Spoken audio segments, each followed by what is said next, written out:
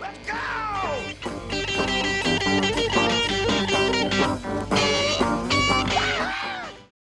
So if you haven't noticed the backdrop here, it's pretty obvious what we're going to be talking about. The Guitar Hero Rock Band series as a whole.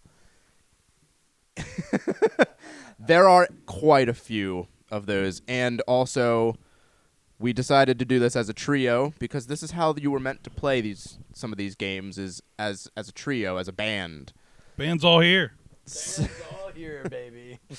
So we tried to hook up the other mic, and of course we had issues because nothing ever goes like you plan. Not at all. So instead of screwing ourselves there, we decided that these two are just going to pass the mic back and forth. Gingerly between brothers. Precisely. Yes. They're not actually brothers. One of them's a brother.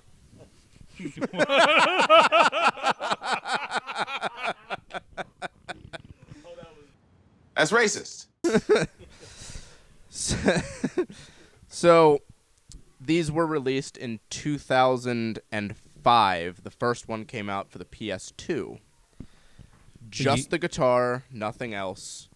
The red guitar, right? The red Gibson, yes. They had rights through Gibson to make that guitar. So they had the red Gibson SG that had like the sticker pack with it that you could just like, I mean, it was the dumbest thing ever, but they had like skulls in it and all that stuff. Do you want me to shut up? They had the little eyeballs with the little stake through it because it was Neversoft. That was amazing. That was the year before I graduated high Neversoft school. came in later after the first one. So, after the first one was released in 2007, Rock Band came out. So, the company that started Harmonix, the first Guitar Hero, helped create Rock Band. So it was like we started here, and now we're going to make it even bigger with the drums, the microphone, the guitar. So it had the entire band aspect at that point. Yeah, I mean, Guitar Hero was awesome. Like, I loved playing Guitar Hero, when it came out because I was, I guess, 16, 17 at the time. I could actually use my fingers to hit all the notes and stuff, and we would play through and do it like, start out on medium and then go to hard and then go to expert on some stuff. And like, I forget what game it was, but they put Through the Fire and Flames by Dragon Force. I think that was 3, Guitar Hero 3. And like, you would try to touch that on expert and it'd just be like, dude. Like, people would, I remember like this little kid playing it and this YouTube video coming out, and it just like melts your head. Yeah, there's this game when it came out was just something that no one had ever seen. Like, there were games where you played like with the peripheral as it was the controller and you had to press buttons and it was like a rhythm game, but it wasn't really like interactive game with like an instrument and stuff like that. But when this game came out, it was just like you can play guitar without playing guitar. Right. For me, I remember Dragon Force. The guy's name was Brett, and he was like this guitar prodigy. And whenever they brought it over to my house, when he put on Dragon Force, my mind was blown and just melted while I watched his bony fingers just stretch and just go, and he was just like going at it. And I was like, all right, stop licking your lips, but it's cool. It's cool. And he was just like, and I was just like my fingers cramped just watching, because I have no experience whatsoever with guitars aside from, I don't think either of you know this, but the ukulele. That's it. What? The ukulele. My mother has a ukulele. When she lived in Hawaii, when she was young, from the 60s, that she brought over from Hawaii. Hawaii, Mukalakahiki. Come on, you want to lay me? She still has it. I still need to recondition it for her. And that was the only thing I have actually like properly played. It all makes sense now. It all makes sense now. Keith and the if uke. we had to pick out of the three of us who plays a ukulele, everybody would just be like, you. Guess what? 100%. Two other instruments that I played in the past. Would love to pick back up. Guess them. Go. Part of me, they're weird instruments. One of them's probably like a what are they called? It's brass. It's brass. It has to be a saxophone. No, saxophone. I loved me that jazzy saxophone. Oh Lord. I hate you so much. Guess it. No. Oh, are you serious? That's the music of love. Insert careless whisper. The other one. Sexy Sax Man 69. Where? Guess the other one. Go. Congas. No. What are those things that you like turn upside down? Absolutely not. Violin. That checks out. That checks out. Yeah. Violin. So I could see that. So when Rock Band came out with the whole band, like that was game changer for everybody involved. Because who didn't want to play the drums, real drums or fake drums? Right. You were playing drums in your mind when you were playing Rock Band. So like, you got to live out your dreams there with your friends of just like jamming out in your room. When you're playing it, you think that it's just like these epic guitar solos and these crashing drums and like all this stuff, but in reality, like whoever's standing outside your room just hears hear a bunch of tapping. But no, just like rhythmic tapping. To that point, I am a drummer. Like in the real world, with like real drums, and I've done quite a lot with it. You've manufactured drums. You've manufactured drums. That's huge. Me and Andy have actually been in bands together. Yeah. Which, various degrees of success. We're not, anybody special, but. Oh, you're special. You're special. You're absolutely special. I appreciate that. But to that point, as somebody who has, performed on the real instrument, I found it extraordinarily interesting that as you got to the higher levels of Rock Band, performing on the drums actually became an extension of the way I would play it on a real drum set. It gets pretty close, especially when you're like on expert. I think there was a difficulty in one of the later Rock Bands that it was expert plus. That's just insane to me here's the thing, playing it on a real drum set and thinking you're, playing it right and then playing it on expert on Rock Band where I don't know how they figured out where to put those little dots and stuff. It's crazy to me when I because I can play the drums on hard with close to no issue really, except when you get to those set lists that are down towards the end of the game where you're just like, how did we get to this difficulty all of a sudden? What happened? Because it takes a huge jump just out of nowhere, like Misery Business by Paramore. That is a wild song to play because it is all but identical to every single beat that drummer is making, and it is just crazy difficult. Fun story. I played in a country band last year, and we actually covered Misery Business. Really? Yes, we covered Misery Business with a guest female vocalist who shall not be named. And it was the first time I had played that song on a real kit in probably 10 years. The sheer speed is just... I felt like I was going to fall over and die. I was pouring sweat after one run through. And then, to play it on, I really want to get back on the game and see exactly how hard it is, like for the speed and stuff. Yeah.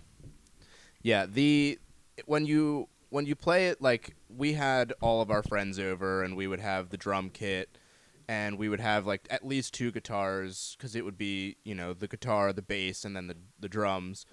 They had the vocal part, but no one really wanted to be the person singing. Who wants to try to be Haley Williams? But even Like, in have you general, with everybody, like, even like the variety of artists, like, there was only one person that in my friend group that when he would come over and we would hang out and play Guitar Hero or Rock Band, the later Guitar Heroes, they implemented the band setup as well. They came out with World Tour. That was to compete with Rock Band directly. And I had that. He would come over and he would sing like the song, because he was actually like a good singer. He sang in like chorus, and like he was like in advanced like vocal stuff, and it was just like, oh, so I just like a core memory for playing these games for me is him and I being in my bedroom playing Weezer. Oh, yes. Say That's it ain't epic. so. That is. That's epic. That's epic. So first off, Weezer, anything. Yes. But for me, guys, oh, what? Oh, okie dokie. Come on now. The reason that I hate that song is because of these games. Because in some of the early ones, in the early Rock Band, I think it's the first Rock Band only, actually, that I think about it. You play these set lists, but you only create the set lists with X amount of songs. Okay. And you literally replay these songs over and over again in the set lists. Mm-hmm. And you've played, like, My Name is Jonas, like, 100 times before you even get to the end of the game. And you're like, oh, okay. That's enough of that. That's enough. So for me, it's very different from both of these beautifully musically inclined gentlemen. As we said earlier, with the instruments, I'm a bit savvy too. Guitar Hero Rock Band, for me, I missed out on. I had friends in bands, but for me, I was not musically inclined on drums. It was an aspiration of mine, primarily from one of my best friends whose name is Joel. And I had gotten Guitar Hero, just the drums, specifically because that was my aspiration. And I went with, I was inspired by 30 Seconds to Mars. We all know the song, The Kill. Yeah. And, oh my gosh, first off, it's high school for me. Maybe sophomore, junior year, I'm not sure. But, oh, I remember being so excited. Here we go. And I'm just all over the place. Terrible. But I'm loving it because I'm like, I'm actually involved. It's not real drums, but it is in its own way. Yeah. And I would practice and practice by myself, though, because I didn't have the full the full gear and kits of the guitars, the mic, everything. My friend Zach had all of that. But I just wasn't musically inclined in that nature. And so I tried The Kill multiple times, and a few other songs, but I have quite literally played Guitar Hero Rock Band less than half a dozen times. So it's a very, I know. That's so crazy. It's so crazy, and it's so sad because I had all of these friends. I was oversaturated with friends who were in bands actively in high school, younger and older than me. But I was just alone in my mom's house playing. So I played these games a lot alone as well, but it was, to me, like, these games were just... They're meant to be They're played. so much fun to play because you can, Yes. like, if you like music at all, in any way, like, whatever genre of music you like, whatever genre of music you don't like, if you're playing, like, the right difficulty on these games, it's just a blast to play because this is truly a game that you don't have to, like, hyper focus to follow a story. You don't have to be, like, super involved. You don't have to do any of that, but you can literally just sit there and just play for however long, a song goes for. Stop, take a minute, go to the next song that's coming up, or pick the next song, or however you choose to play these games. It's the perfect little just relax, chill out. It's like you're in your room listening to music, just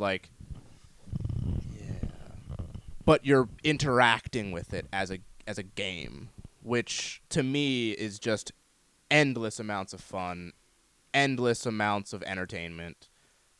You cannot go wrong picking these games up and playing them. Yeah, I mean, absolutely. So to recap, before I get to your point, but before I lose this, you're telling us you got killed by the kill? I got killed by the kill. All right, buddy. I did. I'm sorry to hear that. But, I think the takeaway there was that you enjoyed it. You really, put yourself into it. Even though it was just you, even though you only had one component, you still really applied it and, had a good time. And then to LJ's point, when you added other people to the mix, anybody that ever dreamed of being in a band suddenly was in a band, whether you could actually have a band or not. And I can tell you, actually having a band is probably one of the hardest things ever, because you'll never get 4 dudes to agree on anything. No.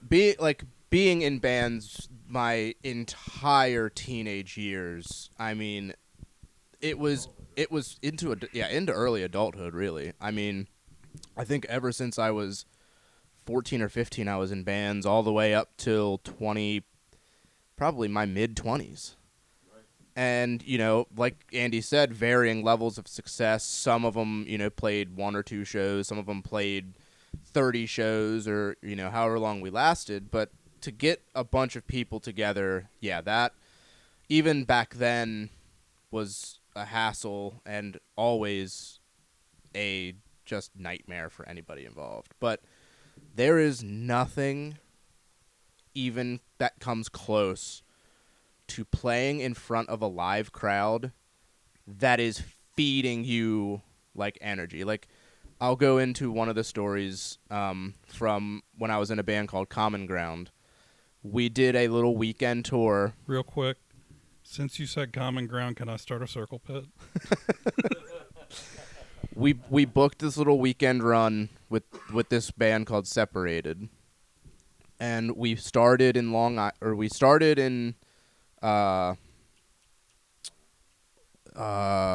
Brooklyn? No. Long Island? Hell, what? Staten Island? Oh my gosh. The dumpster behind the deli? I don't know why I can't think of the name. It starts with an S. It's in New York. Scranton? That's Pennsylvania. What? Staten Island? I don't know why I can't think of it. Anyway, it was in New York. So we booked the show and we played, and it the minute we started playing, we had this intro that would draw out and it would cut, and we had a group vocal that was Common Ground. We got to that part and I watched all of these people just rush to the front, and they all were just in my face, just like. I was just like, what is going on? Because I was in a completely other state. Yes. And all of these people knew our songs, and it was unreal to really write this music and have these people yelling it in my face.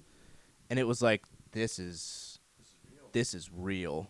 And there's no feeling that matches that. Yeah, I mean, that's a wild thing. A really wild thing. And I'm not saying it's wild because, it's unexpected or unusual. I remember Common Ground. I remember you being in that band. I forget who I was with back at that point. But, to leave your safe zone and, you're in an unfamiliar city, you couldn't get a coffee if you wanted to because you have no clue where the next coffee shop is. Yeah. And then you turn around and, you're performing and you have all these people that know your music and don't just know your music, but they're excited about your music. it's next level. It is an indescribable feeling, and I think, you know, in a way, a lot of people that play these games get a bit of that when they're playing with their friends. 100%. It's because part of being in a band is being with your friends, being with your that level of camaraderie and everything. And yeah, like nothing beats playing music with your best friends. That was my entire teenage years, as I was playing music with my best friends.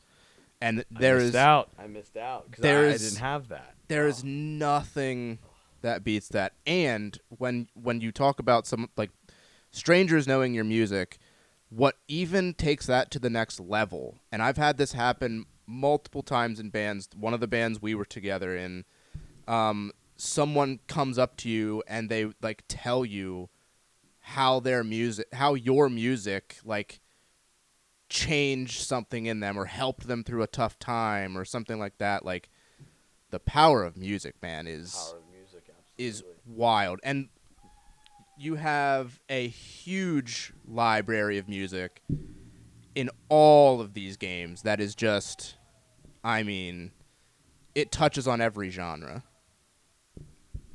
Yeah, that was the cool thing. Like with a lot of the games, you know, I was very worried up front because I listened to a lot of stuff that wasn't necessarily mainstream, as I'm sure you did, you know, yeah. Stuff.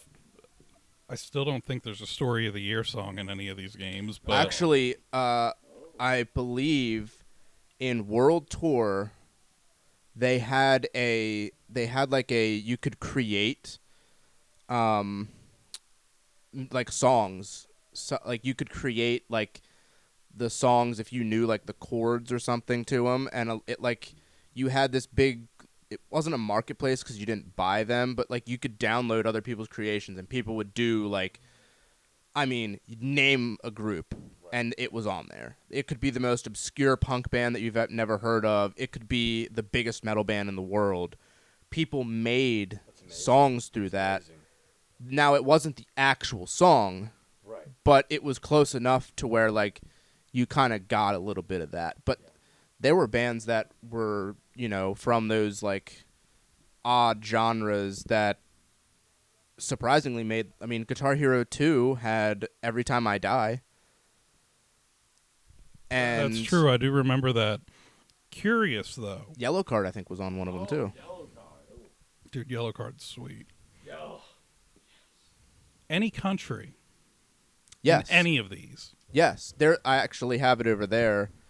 I have a country music pack. I don't know what songs it is. I just picked it up because it was like $1 at a Goodwill.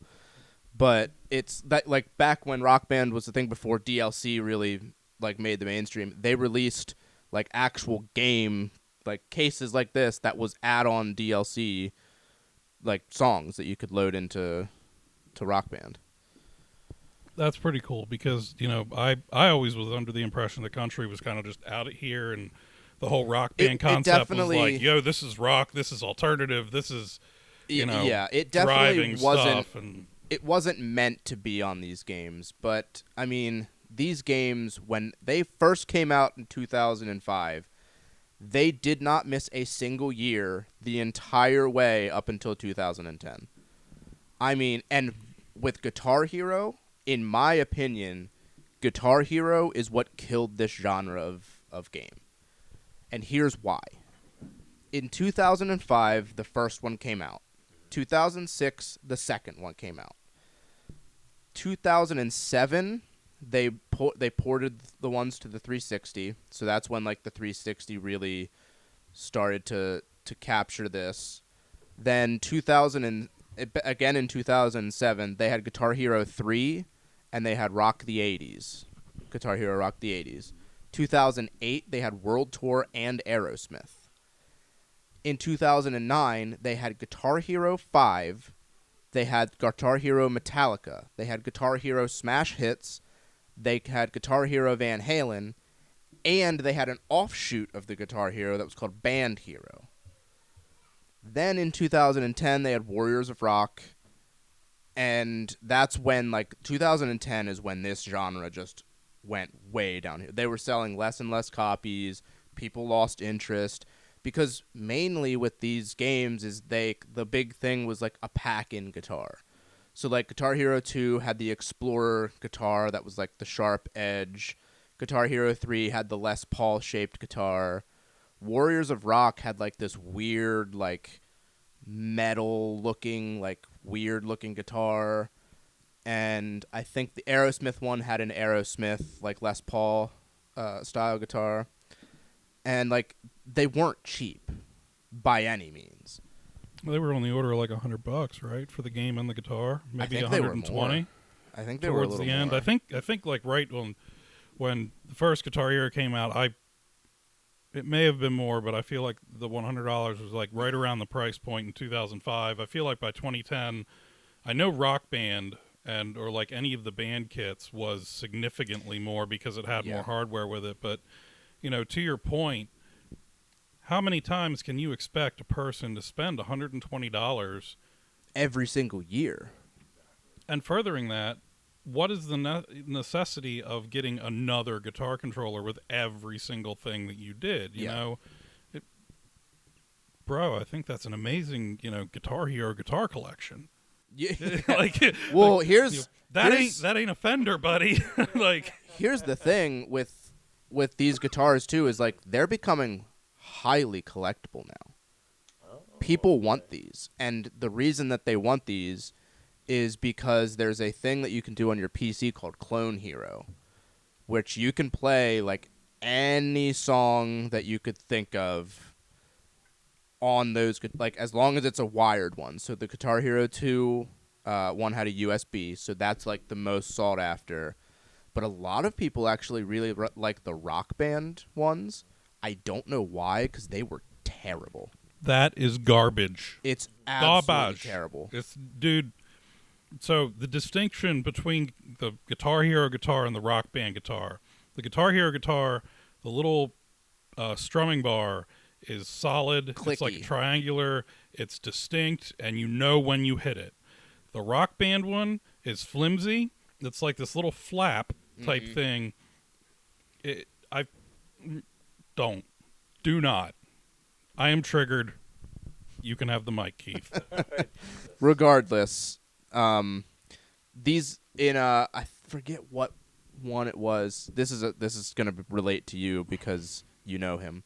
Okay. Do you remember Shades of Summer? Bro. So this is funny. I had a drum kit and I was playing, and like I learned pretty quickly like the basics of drumming just because I learn very quickly. And I have rhythm. So there's that. Well, yeah. So no, he plays bass, and he's been in bands with me, so like rhythm section, so we get it. So I went to Zeller's apartment over when he lived by Gabriel Brothers, and when we were sitting down to like practice, I sat down with a Rock Band drum kit, and we put it on. There was a freestyle one where it literally had like programmed hi-hat, programmed snare with the kick, and you could just like freestyle like you were playing MIDI drums.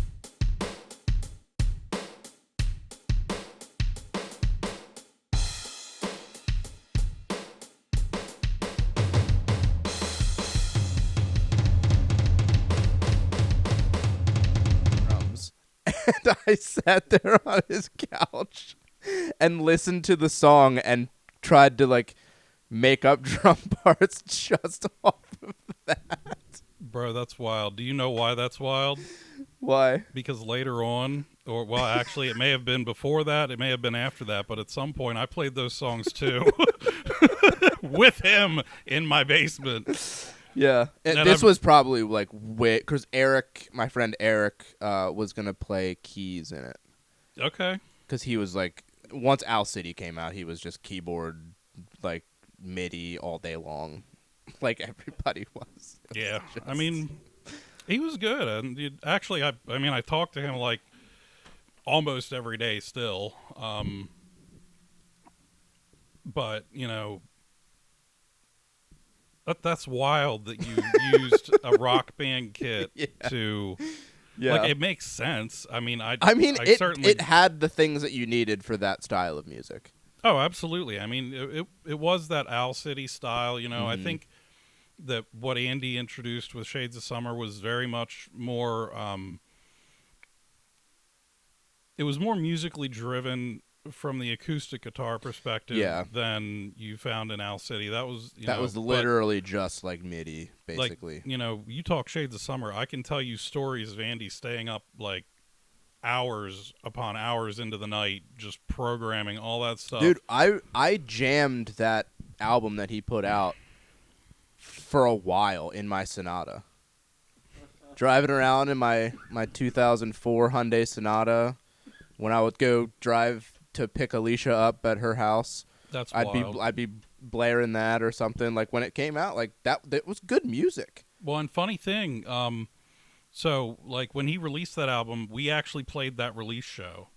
That was at Club 19. Yep, as Late Night Affair. Club 19. You know Club 19? Yeah, of course I And- do. I've been. At Club 19, Quiet Drive actually opened for Shades of Summer. That was your like band from back in the day. Way back. So for me, like Times of Chameleon Club, Club 19. I've played Chameleon Club. RLH. I've played RLH. Like, yeah. Like, Actually, the band that I was in got RLH shut down. that's right. I was there. 'Cause I of- was there. We didn't know each other. Yeah. We were years apart, and who would have known? apart. Yeah, years apart. Like there's just a couple years difference between him and I. But I was in there. Just the floor was bowing that night. Yeah. Bowing, where he came up and shut it down because he said, "You're gonna collapse the floor." Well, And- the show that we played there, a fight broke out, and they called the right. cops, and we were like, "See ya." Bye. Yeah, that was Yeah, RLH times were incredible. that was a fun place to play. Very fun, and it's so funny because I've seen you play without now I know, and maybe other times. Yeah, because RLH we was played huge Club growing 19 up. a lot. Yeah, Club 19 I'd only been to half a dozen times, but Club 19, look out. Yeah. Club 19 was like the monthly circuit for bands Oh, around man. here. Like, and the thing was, like, you had Club 19, you had Amp Avenue. Where was Amp Avenue? Amp Avenue was in East York. It was a church. Oh yeah, I remember. The bomb didn't- shelter. It didn't last long. You did have the bomb shelter for a while. You had the Champ, which you're starting to get away from York though at that point. So Well, when you talk yeah. about local stuff, and you have young musicians, if you're We under had 21, Newgrounds that opened up for a hot minute. yeah, Newgrounds was there. That was like when we were older though. We were like mid-20s at that point. Yeah. But you have young musicians, bars can't book anyone under 21. Well, they can, but it's a hairy situation with a liability for them. So they usually don't. So, a lot of these bands that start when they're 16, 17, they're really good, but they have nowhere to play. Yeah. And Club 19 afforded that, maybe not in the best ways, but It was that's still another just, story. dude, it was a blast. The Champ was great, but it was a drive, so like younger me couldn't go there as often unless my friends drove. And then when I started getting older, we had our whole crew that rolled in there, and it was we were like known by the guy. It was Spencer that worked with us, the guy at for the Champ? Yeah, Spencer. He worked with Chameleon Club too, but he like helped run the Champ.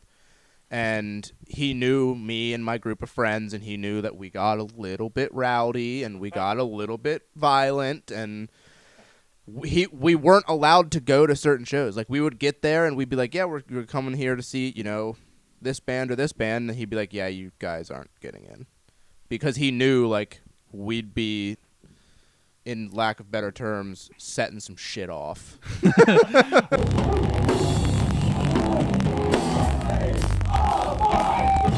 So back to these games. Yeah, they for real. they are getting like relatively like kind of expensive. Some of them are like Van Halen, Rock Band 3, The Green Day Rock Band's kind of up there. Metallica, like some of these games are getting for the 360 library, like price wise, they are getting up there. Well, like, when you think about it, you know, they flooded the market with the first 5 years, which wound up causing everybody to have it and nobody to want it. yeah, And then suddenly, here we are, 15 years later. Most people have, you know, thrown it in the bin to go to Goodwill, or you know, just trashed it, maybe even. yeah, And it's just dwindling. So now it's getting to a point where it's like, hey, you remember this? I want to play that again. yeah. You suddenly can't get it. What happens when you have high demand and low supply? Yeah, the drum kits, they're like running around like $100 to $150 by themselves. The guitars, they're running, you know, $80 to $100 something dollars a piece. And you know, some of these games are getting up to, you know, $30, $40 price range. And lucky for me, I got my Explorer guitar for the 360. I got it CIB, which is rare to find. I found it on Marketplace for $10. Wow. And then I found the drum kit at Goodwill That's right. for How much? $10.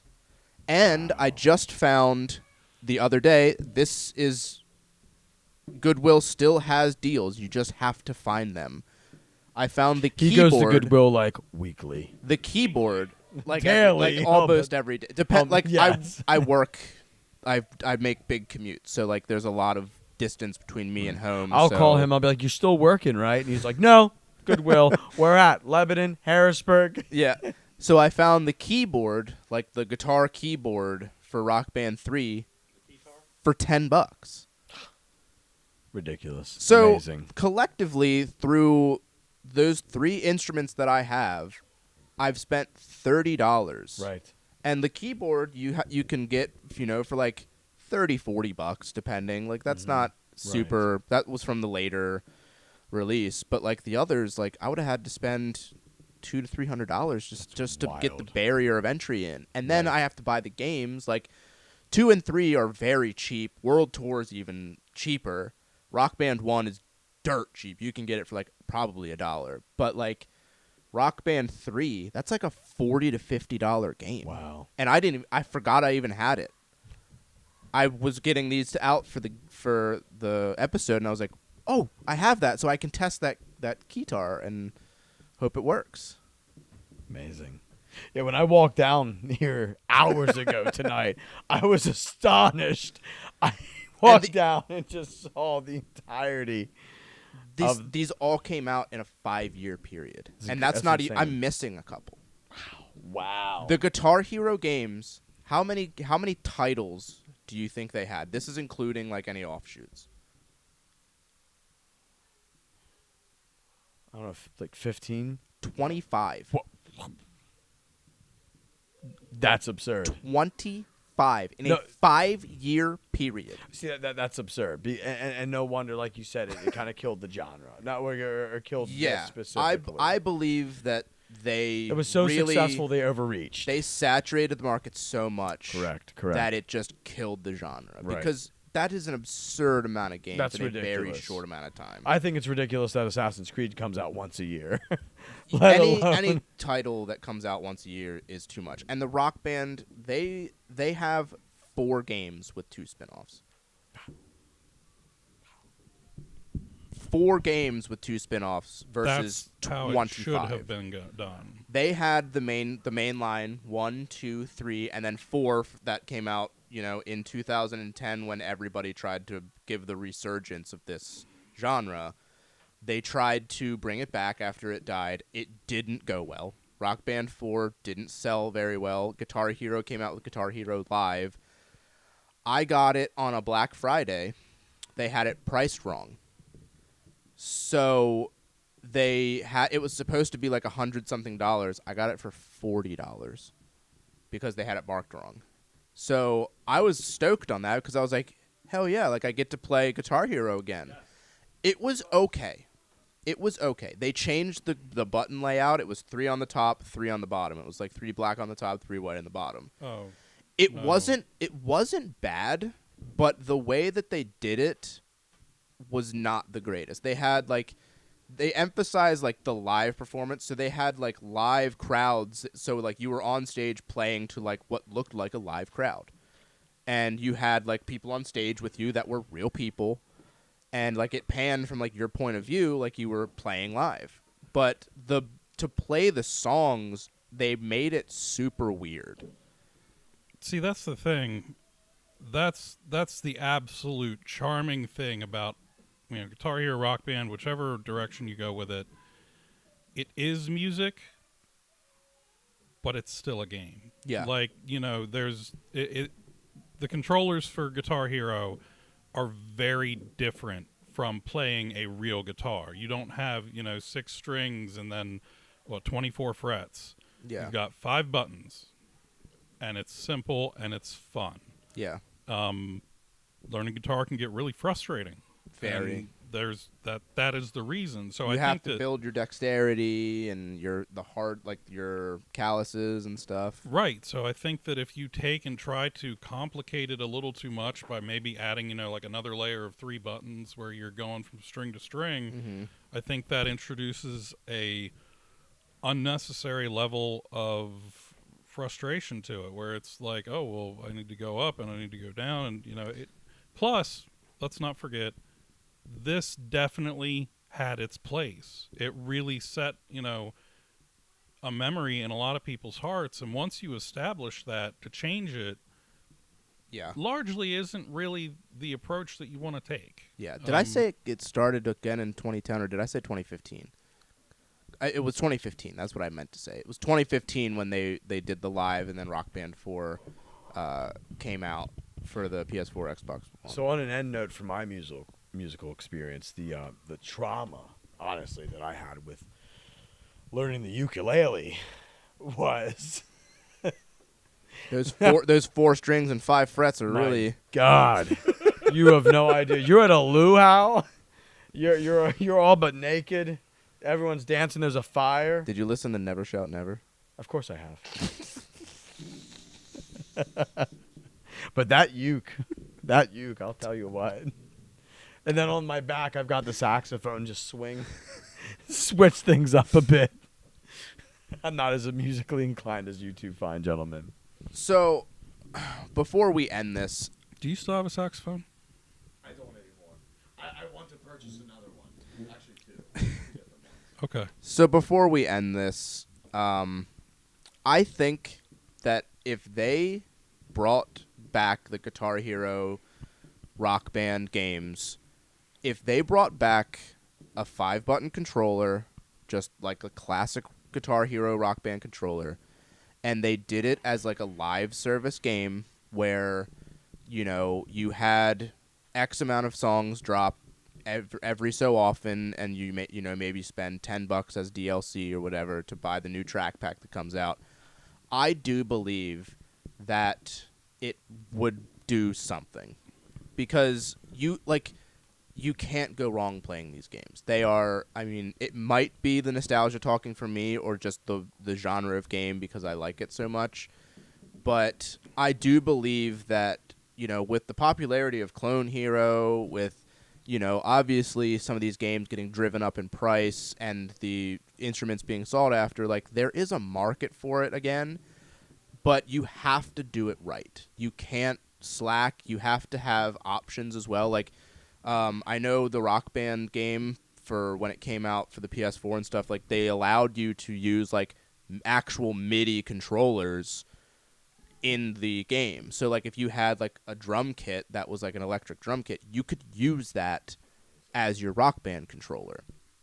Now, I don't know how simple that was to do, but if, they allowed you to do that in like a newer version of the game, that would bring a whole other level to, playing the game on the drum kit level. So like I think if you did this game as a live service game and you did it right, you made it not a money grab, you didn't charge through the roof for it, but you made it, so maybe like the game as a base level game is free, but you have these like little microtransactions of like maybe songs and stuff. I mean, licensing and stuff like that gets a little hairy and pricey, but I believe that it could work, and I believe it could do something.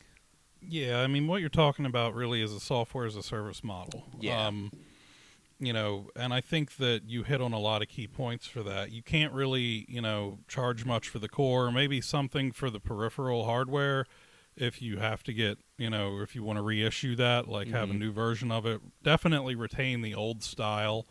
But, you know, allow people to purchase songs individually or, you know, prepackaged songs for $10, $20.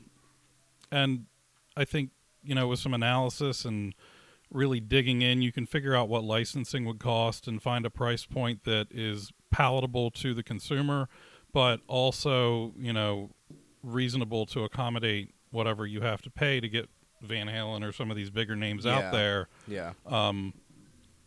And, you know, yeah, make the game free, like the core game, and maybe include like 5 songs or 10 songs. Some songs that are just like, you know, maybe not the premier songs that are just like really cheap songs from even new like inspiring artists. A way to advertise your music to a wider audience is, you know, offer it for free on their service, and people have to play it if they want to play the game for free. Like, that kind of makes sense in my opinion. It's a freemium service where you can, you know, you can have these early artists, these new artists push their music on it, and that's the free content that you get every so often, you know, pick and choose what's good, what's bad. And then when you want to pay for the track pack or pay for certain songs, that's when you can play your Metallica, your Van Halen, your real premium artists that they had to pay a premium to be able to license the music to put on the game. Right. And I think, you know, Clone Hero does introduce a point of contention to a degree because, you know, it supports the old hardware and it is a really great thing. But it's not for console. You know, it's not something where you're going to have it on a big screen TV in front of you when you're playing it, unless you've got your PC hooked up to a big screen TV, in which case, please give me a call. But, you know, I definitely think you've hit on something that Activision or I forget Harmonix, who. Harmonix. MTV Yep, Games. that's it. Yeah. You know, maybe one of you guys sees this and makes a couple dudes in a basement happy. At least one of the dudes in the basement happy. At least one. He's already happy. I am. Keith's always happy. I was just gonna say it. I'm relatively always happy. That uke. As long as I've got my uke and my sax, it's over. It's over. Thank you guys for joining us. We're not done yet, Keith. I know. Oh, I wasn't done. I was just saying thank you for joining us. You know. Oh, you're done. So the next game that we're gonna talk about, we're not gonna tell you because that's how we do things here. If you haven't noticed, it's gonna be another heartbreaker in terms of storytelling. Because here, we love stories. That's right. We're all about compelling narratives. We love the emotion in games. Yes. That's what draws us to them. This one's going to be a massive game, if you will. Massive. And it came out first on the PS3. Will we continue to graduate to a newer game, or will we go back to a retro one after this? You'll have to find out. You will. Like, comment, subscribe, do the thing, say hi to us, go over to Instagram, search Dad's Game Room. We'll put it in the YouTube bio and description here soon because apparently I forgot that, which I feel like that's probably pretty important. A little bit, but that's okay. It's all right. We're a bit green. But yeah, we're learning. We're getting things moving. But until next time. Until next time. We're Dad's Game Room.